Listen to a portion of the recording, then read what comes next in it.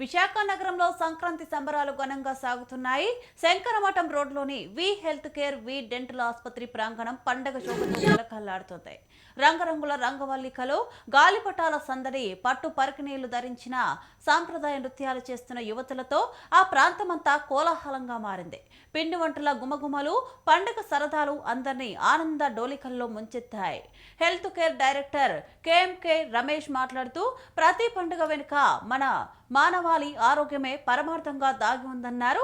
పండుగలు మానసిక ఉల్లాసాన్ని ఇస్తాయని, సాంప్రదాయ ఆహారం శారీరక ఆరోగ్యానికి మేలు చేస్తుందని, అందుకే పండుగలు ఆరోగ్య గుళికలుగా పనిచేస్తాయని తెలిపారు.